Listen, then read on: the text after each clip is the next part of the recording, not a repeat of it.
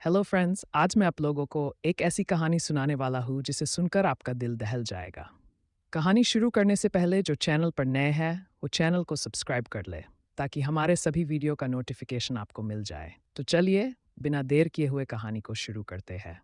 गांव के किनारे बसे हुए जंगल को लोग काली छाया के नाम से जानते थे। वहां जाने की हिम्मत कोई नहीं करता था। कहते थे उस जंगल में कुछ ऐसा था जो लोगों को वापस लौटने नहीं देता। परंतु गांव के नवयुवक अर्जुन को इन बातों पर विश्वास नहीं था।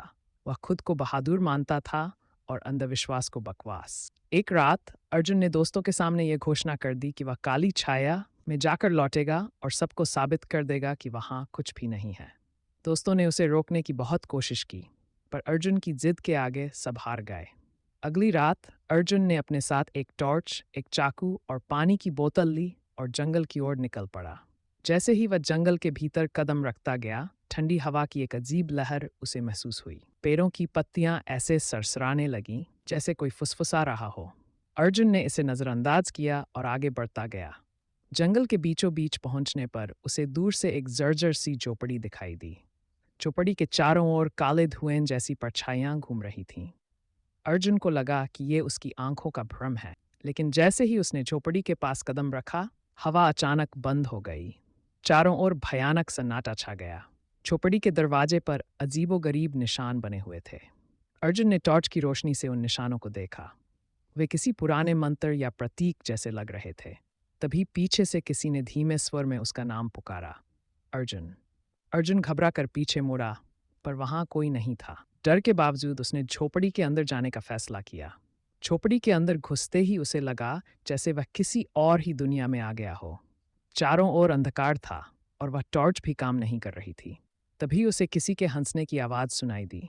वह आवाज इतनी डरावनी थी कि अर्जुन के रोंगटे खड़े हो गए। अचानक झोपड़ी के कोने से एक छाया उभरी। वह इंसानी आकार की थी, पर उसकी आंखें लाल और चमकदार थीं। वह छाया अर्जुन की ओर बढ़ने लगी। अर्जुन ने चिल्लाकर पूछा, तुम कौन हो? छाया ने जवाब दिया, मैं वह हूं जिसे तुमने जगाया है।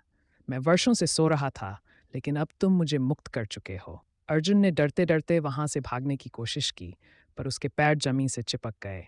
छाया उसके सामने आकर खड़ी हो गई और बोली, अब तुम इस जंगल का हिस्सा बनोगे।